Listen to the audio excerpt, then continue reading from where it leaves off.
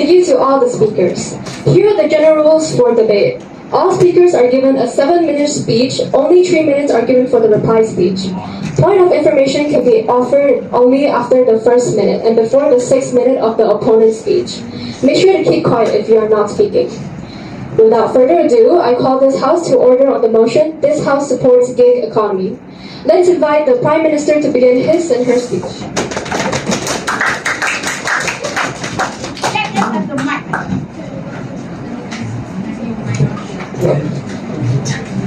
You should love sweet. Please love sweet. No?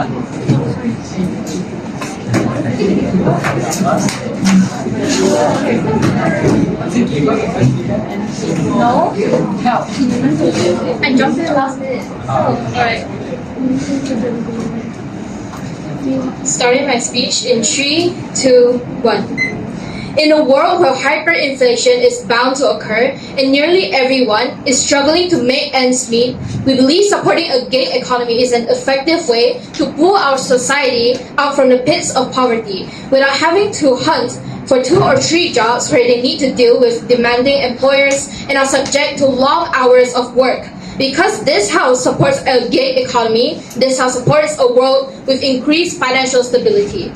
2 things I'll be doing in my speech today. Firstly, I'll be doing a setup for today's case for the government side before presenting 2 arguments for the government side. Now, starting off, what does our world look like in framing?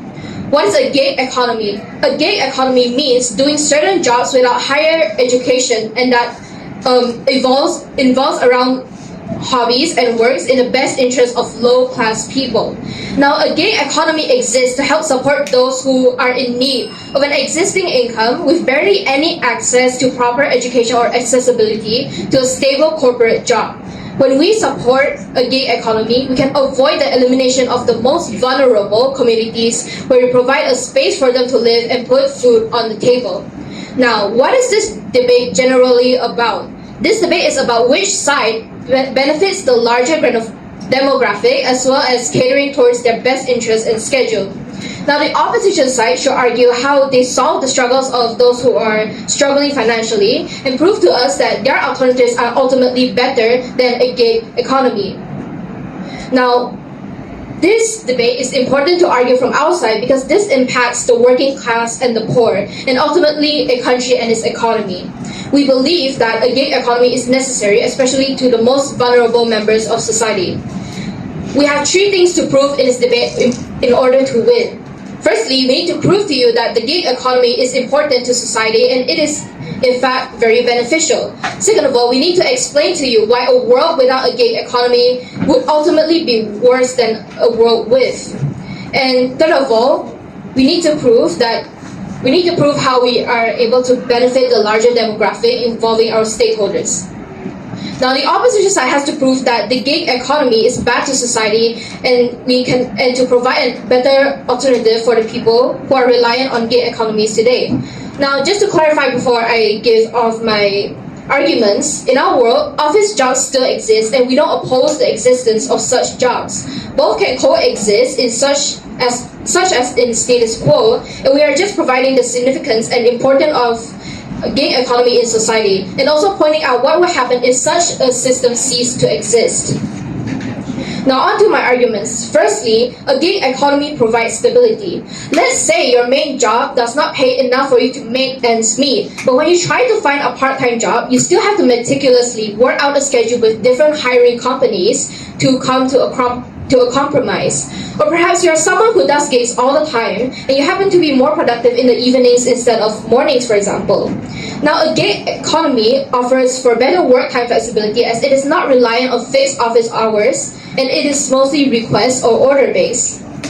Now, why is this important to note? This is because it offers individuals with existing schedules flexibility to adjust with their work life to their schedule. If you have a day job that takes up a lot of time, or you have commitments such as taking care of sick relatives or your children, you are able to earn an income while still fitting your extra work hours into your existing schedule.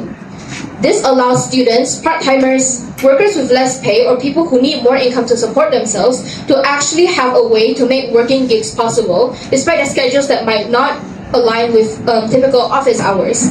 Now, why is this impactful for our side? This is because students who are struggling to pay tuition, for example, or people who need to work for their family or for themselves to afford basic living expenses are actually able to have the chance to work gigs without having to have a lot of effort to try to fit their schedules and to have to still fulfill the demands of their employers. Now, the comparative on the opposite side is that when they don't support a gig economy, they are painting a means to earn extra money for the working class in a bad light.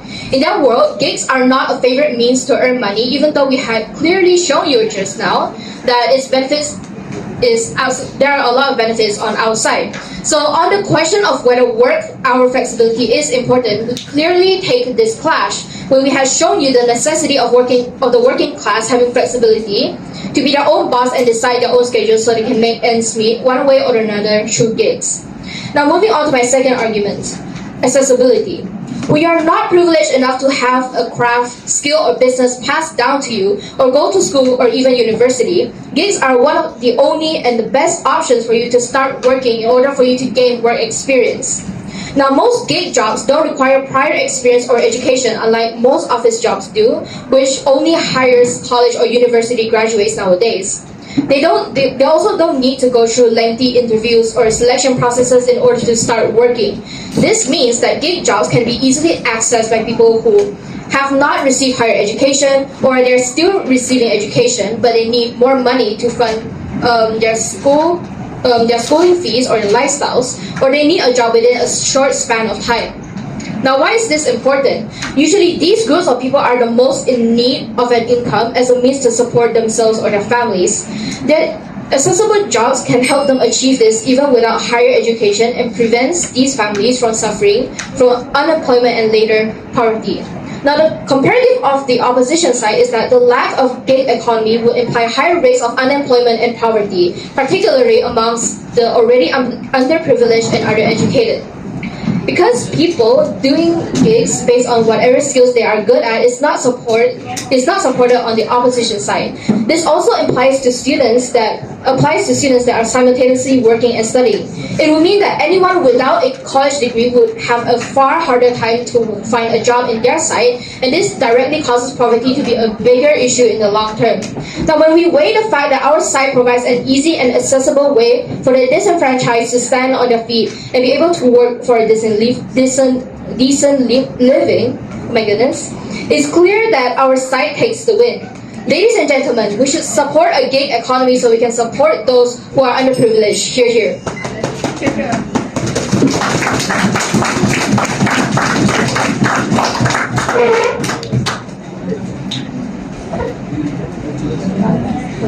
The speaker spoke for 7 minutes and 3 seconds. Now let's invite the leader of opposition to begin his first speech.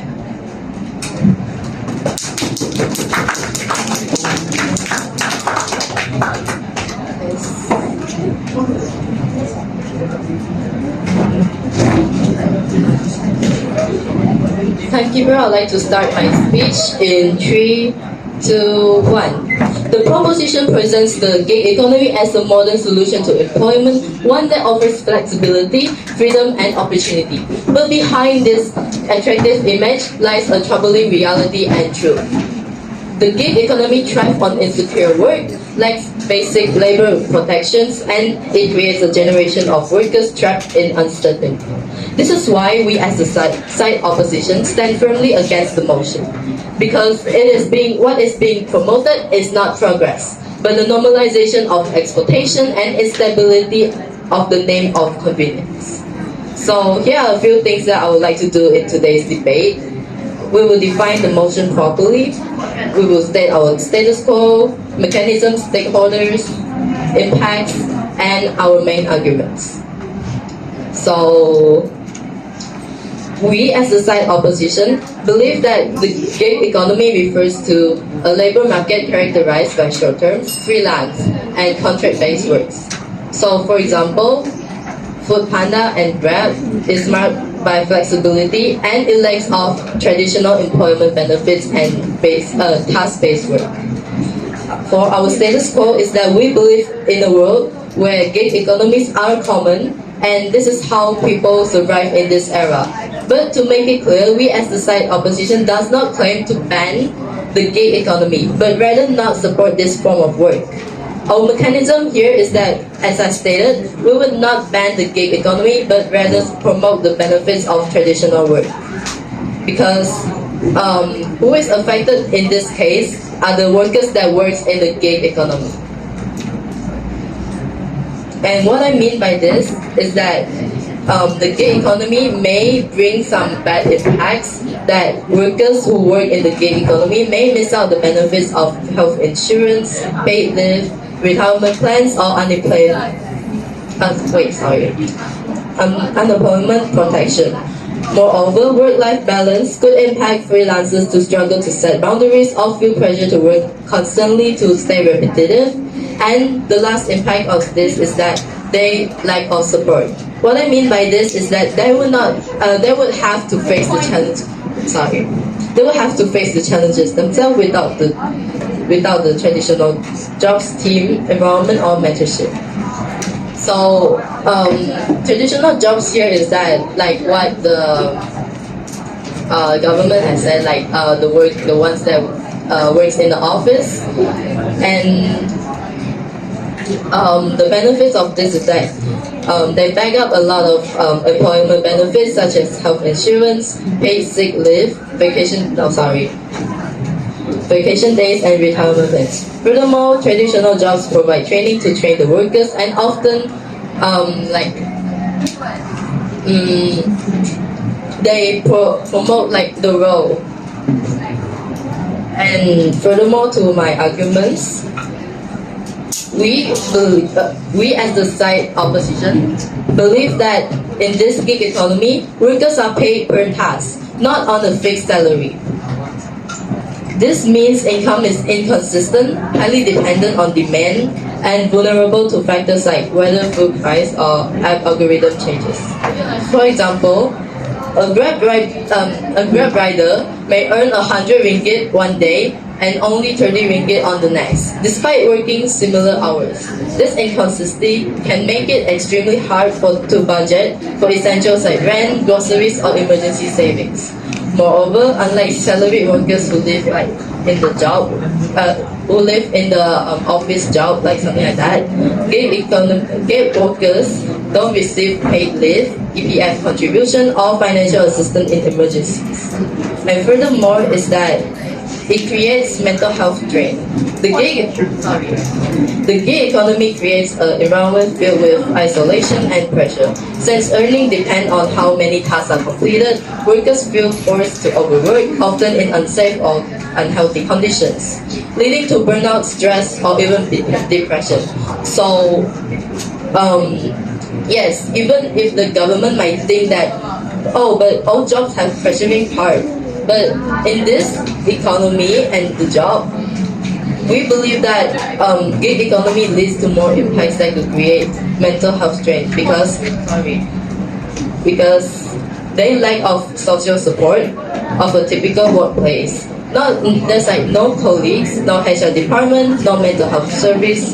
If they face harassment, injury, or burnout, they have to face it on their own. This mental strain is often invisible but very real. Supporting this gig economy without addressing these harms is supporting the silent suffering of an invisible workforce. And for the last argument here is that we believe that it offers no long-term growth or development in the gig economy. Most gig roles, like delivery, freelancing, are often repetitive, low-skilled jobs with no structured training, because they provide and like promotion for roles or career development. With that, we believe that workers often perform the same task for years without upskilling. This creates a cycle of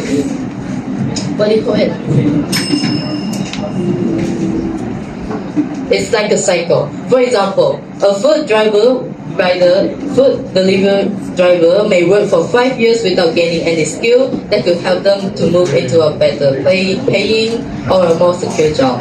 We believe that this impacts that could lead to like dead-end jobs that trap people in poverty, especially those who come from the low-income backgrounds with a fewer categories. By supporting this gig 6 million.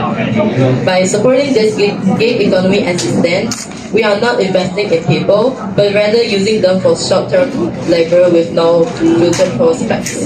At the end of the day, this isn't a debate about convenience and flexibility. It's about what kind of economy we want to build. One that treats the workers like disposable tools, and one that values progress, security, and health. With that, I'll probably end my speech.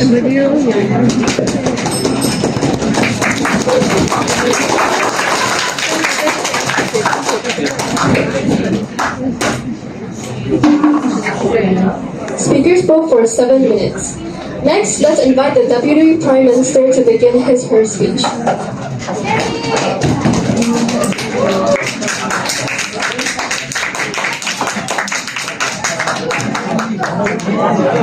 Yes. Can I be heard from this volume? Maybe it's too loud.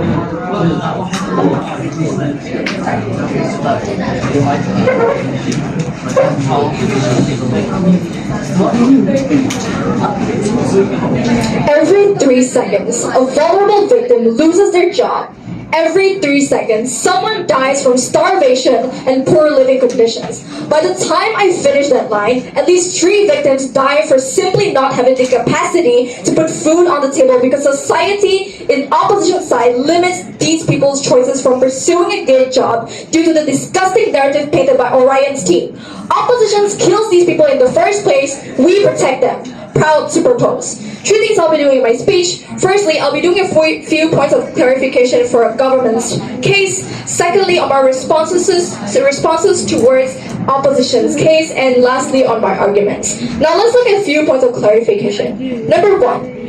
Opposition paints a very problematic framing here, where they say that they do not ban gig jobs, but they just simply not support it. Regardless of whether or not you don't ban them, it is still problematic by the end of the day, because you still paint a negative narrative around gig jobs. You still discourage society from acknowledging that gig jobs are actually beneficial and are actually needed by these minorities. In your world, you force these minorities to try to find a job in companies that simply do not even accept them in the first place, and you expect them to even get a minimum wage by the end of the day. Now, secondly, they say they want to promote corporate jobs. As I mentioned at the beginning of my speech, they already literally have zero chance to even land on a job in the first place because they have no access to education, or simply they have no access to enough amount of money to pursue a higher education. That is why gig jobs is important in our world, and that is why it should be supported on both sides of the house. Now, let's look at a few points of responses. They say that gig jobs are bad because they are only paid on tasks and they're not paid on it results in an unstable income, right? But let's flip this argument and we say that gig jobs actually provide you more coverage, because when you have demand and when you have customers, you get the money instantly. You don't have to wait by the end of the month to get those incomes. And in some cases, gig jobs do give you more money compared to those minimum wage jobs that you get in a company. Secondly, then, even if those incomes are unstable, at least they are able to stand up for themselves. At least they are able to hop in and out of these jobs because it's not permanent jobs as characterized by opposition side, right? Now, thirdly, which is the biggest oopsie of opposition side, we say that there's no engagement coming from their side at all because they do not accept any of the POIs that we gave them. They did not even rebut to any of our arguments that is provided by Jacquelyn's speech. Lastly, on how they say that, burnout in gig jobs, right? And we say that this is actually much more worse in traditional and corporate jobs because they trap you more, there's more exploitation in your working environment, and there's a high possibility and high probability for your boss to abuse you. And it's difficult for you to even resign in the first place.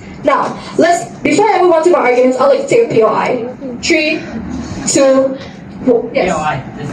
Define traditional methods of jobs. Traditional method of jobs meaning you're tied to a company or you have jobs that offer you a minimum wage, right? That is our definition of traditional jobs. But we say that this is still bad by the end of the day because under our side of the house, traditional jobs still exist and we don't condemn their existence. We've already pointed out in this clarification, ladies and gentlemen. It's just that the problem here is that opposition simply do not support gig economy. You cannot be fooled by them that telling you, oh, we don't mean gig jobs. They still exist under our side. But the reality here is that they simply do not support it in the first place, meaning that they will tell every single one in this room that, oh, ladies and gentlemen, gig jobs are bad. All of you must pursue those 9-to-5 jobs in these random companies by the end of the day. Now, let's move on to my arguments. Number one, we cater towards the best interest of the most vulnerable. Ladies and gentlemen, think about it. Who are the people who actually do need gig jobs by the end of the day? Those who don't have higher education, those who don't have access to a stable financial background, right?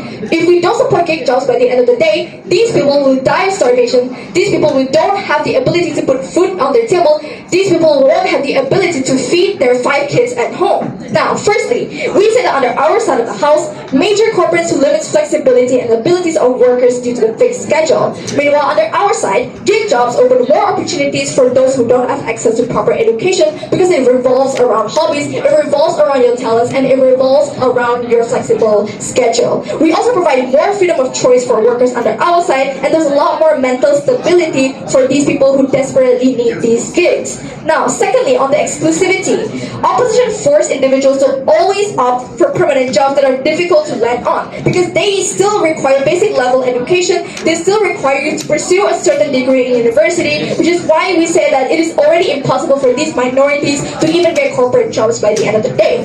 We also give incentive for government to provide even more opportunities and options because when we support gig jobs and when we create a positive narrative around it, we encourage society to always have a positive mindset that gig jobs are actually important and gig jobs are actually beneficial for these people. Now let's move on to the impacts. These improve the well-being of minorities because it allows them to get a job that is flexible to their schedule and to their fullest potential. Because as I said in my rebuttals earlier, in some cases, gig jobs do actually give you better pay than some traditional method jobs. Now comparatively, under their side of the house, companies are picky when they hire these individuals. They do the bare minimum by paying minimum wages and they exploit their workers. Now, why do we say that this is important? 2 reasons for this. Firstly, there exists an exclusive benefits for all form of individuals where they can take breaks easily, they can switch jobs easily, and they can gain more knowledge and experience compared to your average salaryman who gets a 9-to-5 job every single day. Secondly, more people are involved in the ability to pick up themselves. More people get even more versatile and be able to work for multiple things and earn money for their kids. Now let's look at the worst case scenario. Firstly, in the best case, our side is the most charitable and we have more employed individuals under our side. We have variety level of employment in our society, whereas our worst case is that we don't increase productivity. However, these individuals can still have the extra time to spend in the market so that they can improve themselves as an individual. You can re-evaluate yourself. You can have more time to decide what jobs you want in order to earn 500 a day for your kids. Now, the bottom line here is that we increase gig economy to uplift the economy where companies don't have to focus on paying more workers and increase wages under opposition's side. For all those reasons, if you don't want to live in a world where all of you in this room are forced to apply for companies XYZ, then stand Team Proposition. Proud to propose.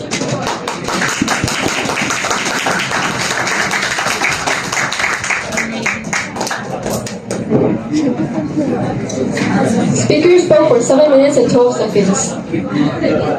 Next, let's invite the Deputy Prime Minister to begin. Let's invite the government whip to begin her speech. To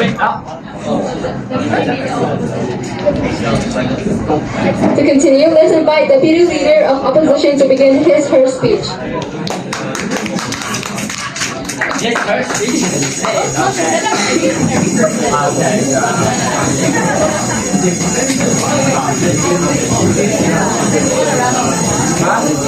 No. I didn't think.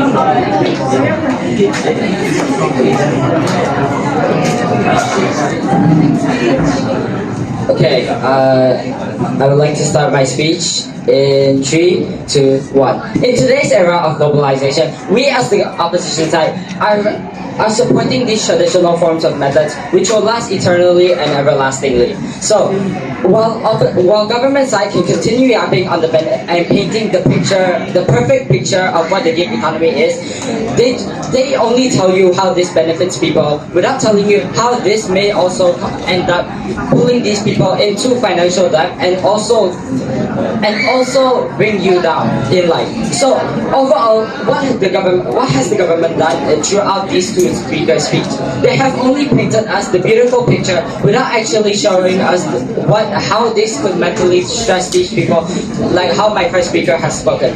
So in today's debate speech, I as the deputy leader of opposition would prove to you our burden of this team, a context, the main issues, points, and my rebuttal. So, first off, on my burden, what I wish to prove to you in today's debate. What I wish to prove to you in today's debate is that these gig economies isn't just the beautiful picture government paints it out to be. It's more than that beneath the colors and beneath the cloth that covers all. So, on the context, what is the context of today's debate? So, what has been brought up? So, the government side has only decided to tell all of you how these gig economies benefit people, while our sides have also given our peace of mind on how this gig economy does not support people in life. So, what is the main issues of the government sides? Oh shoot. Anyways, so what is the main issues of the government side?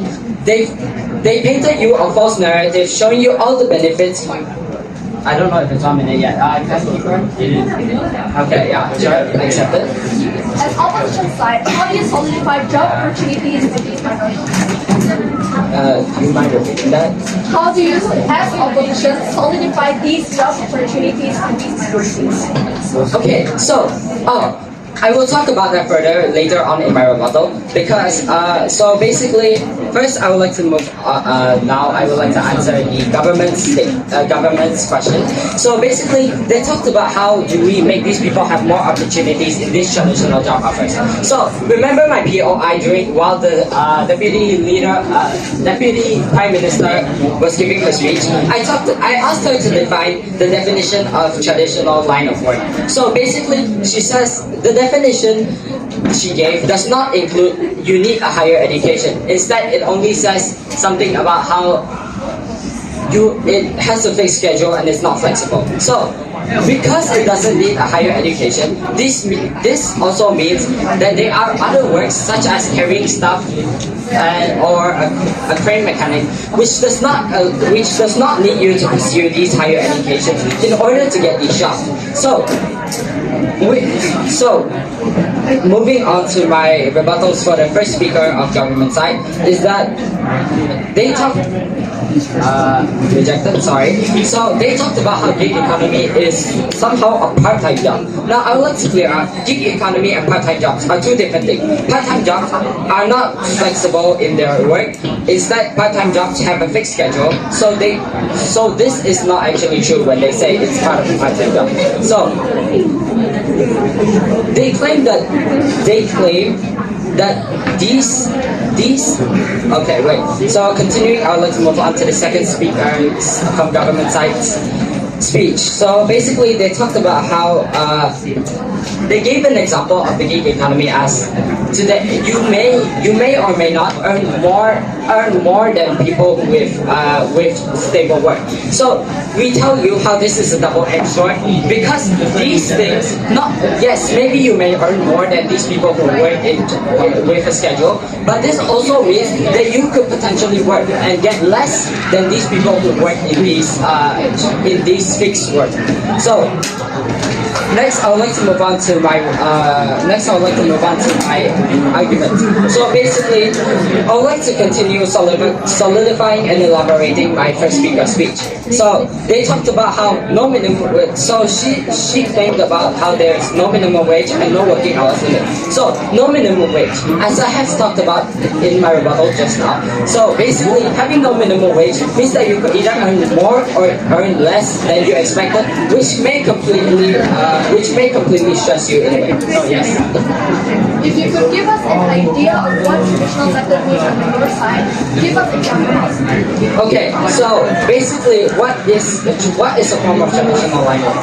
So something like people who carry these setbacks, complete others, those are also considered traditional lines of work. As you work in a fixed schedule and you don't exactly have to have higher educations in order to work in these jobs. Another form of these traditional line of works are office workers.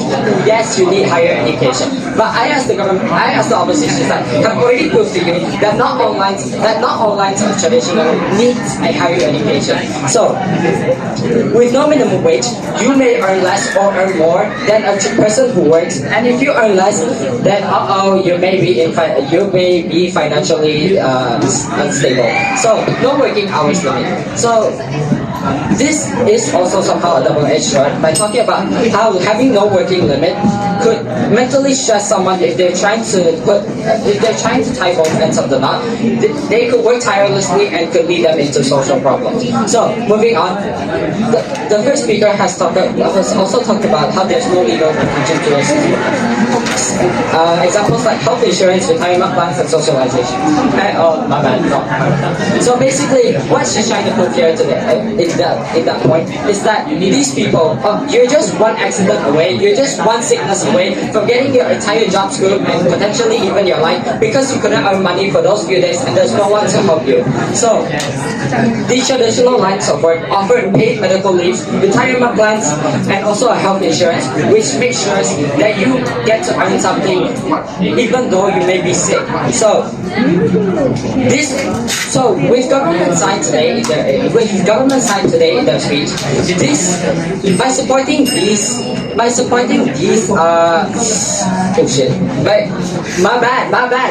sorry. So by supporting these gig economies, we may take a wrong take on society because the society believes that they don't need to work hard to get a high-paying job. They don't need to work hard to get a stable job. So this is why I, as the opposition side, I am here today as the opposition side to oppose this motion. This House supports the gig economy. Thank you.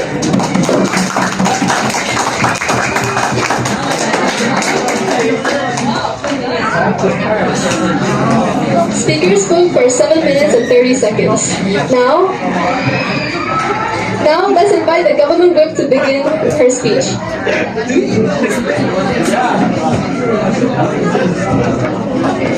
Guys, can I just request you all please respect the person who is speaking in front and quieten down, please? Thank you.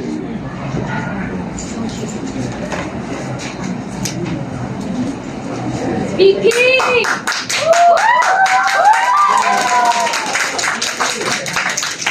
Okay, roasting Orion in 3, 2, 1. Opposition believes in taking away job opportunities. Opposition believes in taking away the last option that many may have to take in order to survive. Opposition believes that people who are already heavily burdened by their suffering should suffer it even more. Opposition ultimately believes that people who are suffering do not have the right, and they believe that opposition has the right to take away a choice, an opportunity, and the last hope for many in this world. So I also really want to thank Orion for calling our arguments double-edged sword, when I feel like their arguments felt more like a butter knife to us. Anyways, today's opposition, they've proven to us that they are unable to think about people who are actually working to get jobs, and they also fail to consider what these people are actually going through, and how taking gig jobs away from them will actually affect these vulnerable in today's debate. They have also proven to us that they are unable to come up with a feasible solution to the problems in status quo that they keep bringing up in our faces. They lastly have no incentive to protect the most vulnerable in our society and the reason why gig economy exists in the first place. So today in my speech, I'll be doing a few things. I'll be calling out opposition on their flaws in their cases, and I'll be addressing the main clashes of today's debate. I will also, if I have time, I'll also be addressing what they should have been talking about instead. Okay, firstly I want to re-clarify. We do understand that there's a difference between gig economy and part-time jobs. However, we stress on how it can be a part-time job while also acknowledging that the fact that people may only do gigs for a living, so we have no idea why this is even relevant. So firstly then on my rebuttals.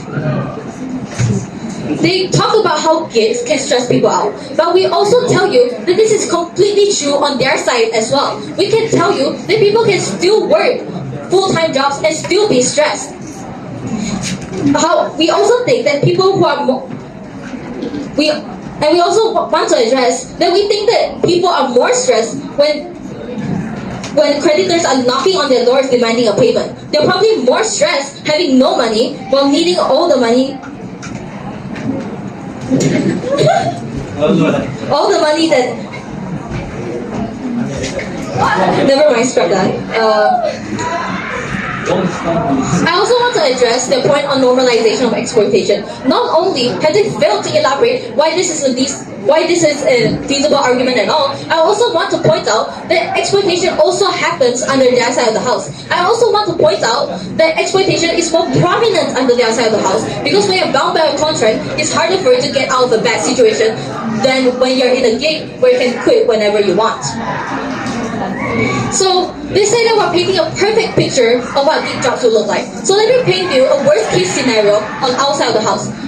Worst case scenario, people who work gig jobs are overworked, they have to work too much, they don't get any support from their companies, but at the end of the day, they still can put food on the table. At the end of the day, they still have money to support themselves and their families. So let me paint the best case that opposition can provide to us today then. So best case scenario, gig jobs don't exist. So best case scenario, most people are working in office jobs. But we tell you this is still not good enough because there are still going to be people who cannot work in office jobs due to their lack of qualifications or just lack of expertise in that area. Because what company will want to hire you if you do not have an SPM cert? What company will want to hire you if you do not have a diploma? So we tell you that gig jobs are still extremely important in today's society because it gives people without this proper education a chance to fight and a chance to change their lives around. So when you take away this opportunity, you're also taking away a choice that these people should be allowed to make. Point. Yes. We as the opposition side have not stated that we will ban gig economy. Why are you framing it? So even if they do not ban gig economies, they're saying that gig economy is bad. But when they say gig economy is bad, they're saying giving people job opportunities is bad. Do you hear what they're saying right now? They're saying that giving the underprivileged an opportunity to work is ultimately a bad thing. Does this sound right to you?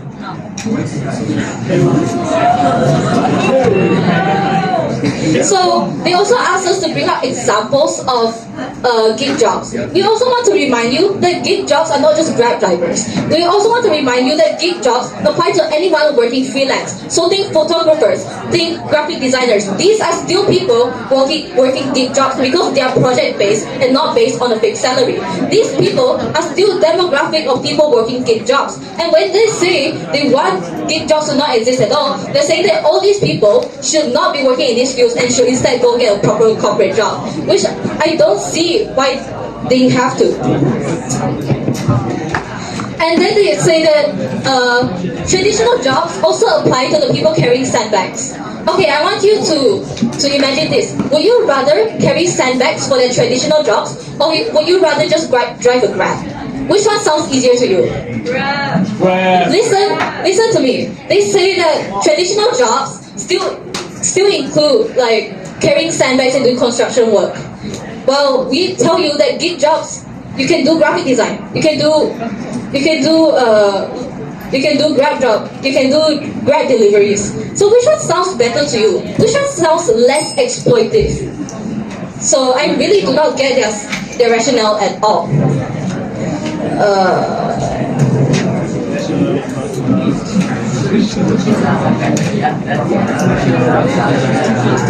So now that I'm running out of time, I just want to wrap this up. I want to tell you, we acknowledge that gig jobs is not the perfect solution. We acknowledge that gig jobs is still not perfect for the people in these situations. But there is no perfect solution. And even if there is, opposition has not given it to us. So we say that gig jobs are a choice. Gig jobs are a choice that people in their own respective position should have the opportunity to make. We still believe that gig jobs is a choice nonetheless, and we think that giving these people the choice to decide what they want for themselves is incredibly important. So if you don't want to carry sandbags, vote for Team Government. I'm sorry.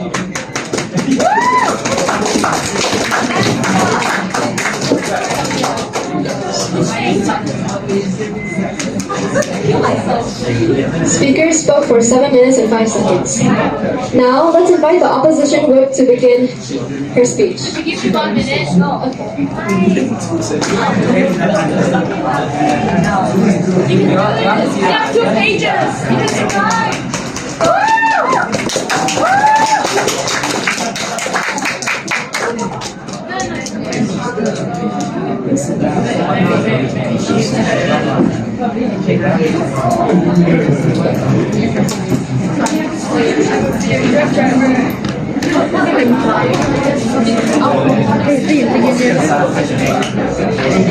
I'll be starting my speech in 3, 2, 1. Ladies and gentlemen, the gig economy might seem like a step forward, but it's really just an old problem in a new form. It promises freedom, but often delivers instability.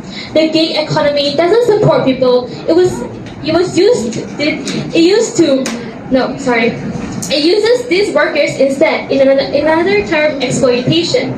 Jobs should offer stability, not conduct uncertainty, just like how you would get those mixed feelings or signals from an admirer. While the government side thinks it's beneficial and efficient, but today we oppose this motion because we believe jobs should be secure and stable, and gig economy fails to deliver that. But before I start to yap furthermore, I'd like to give a summary on how my speech will look like for today's debate. I'll be doing 4 things in my speech today. First, a few rebuttals. Secondly, I'll be pointing out the flaws in her case, and third, some clashes. Lastly, some comparison between our side and their side for today's debate. But before I start, I would like to re-clarify. We would like to not support gig economy as a long-term job. We're not gonna ban them, okay? So let's move on to my rebuttal. So one of the speakers talk about how it provides stability in one way, because in our side it doesn't guarantee a stable financial as it is consistent and unpredictable. For example, right, if you work for Maxim, okay, this is just an example. If you work for a Maxim, you're gonna wait for someone you're gonna wait for someone to call for one, right? So it's really inconsistent and unpredictable. It's not like you're gonna have a guaranteed paycheck, right? So if you have a family to provide, then you can't even provide your family because you're not earning much. You're not earning enough for your family. So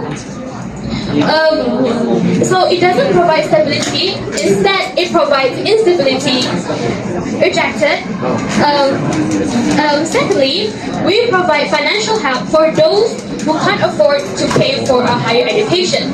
There's this thing called scholarship. If you just study hard for what you want to be soon, then you can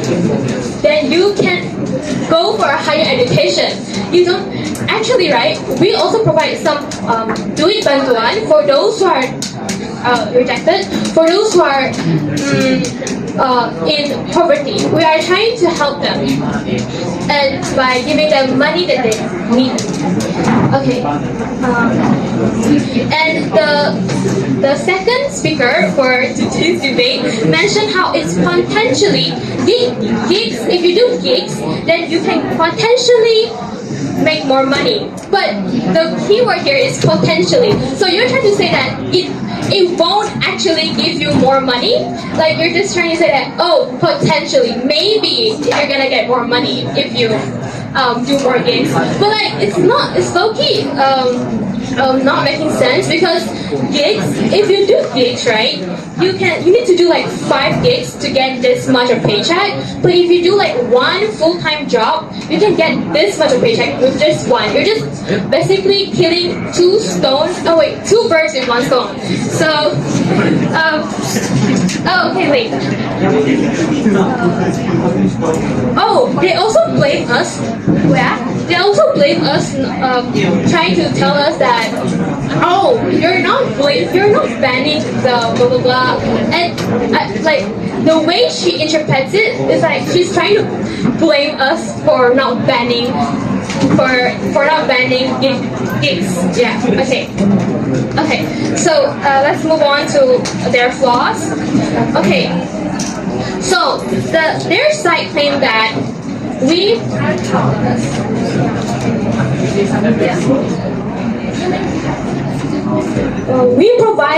create these gigs for those who don't have enough money to pay for their higher education. Because in order to get to a corporate job, right, you need to have a higher education and a SPM CGL. But the thing here is that the impact of this flaws is that this can give them a short-term of income. It won't last long. Okay, the economy won't last long. You need to keep on trying to find more jobs in order to continue providing for your family. So that's why you need a guaranteed job to provide for yourself and your family. So. And besides, we can solve this by providing them scholarship or sponsoring them if they do their best in academics. Okay. Hold up. Notice that the direction of your case is all about which side has better job and better opportunities, where our side, we talk about which jobs are more accessible to the vulnerable. Do you believe that accessibility to these jobs is important for these minorities? Yes. Okay, let's move on. They say people who can afford to have a higher education can do gigs instead. But which causes them to think that poor people can't even have the chance to do what they want because they need the higher education. So they're trying to manipulate them. They're trying to set a mindset which is wrong, and we self-counter that by providing them scholarship to go for a higher education, by providing money or sponsoring them, which causes them to have more chances to get one full-time job, which is a long-term, which equals to a guaranteed paycheck, and which equals to you can provide for yourself and your family. So in summary, they basically trying to say that the economy is really much better than this one huge, enormous chance of you getting this long-term job and having this guaranteed paycheck. So you're basically trying to like make yourself fall inside a long time. So oh wait, in a world where job is supposed to be stable and promising, not giving you uncertainty, the gig economy fails. That's why we proudly oppose this motion. Here.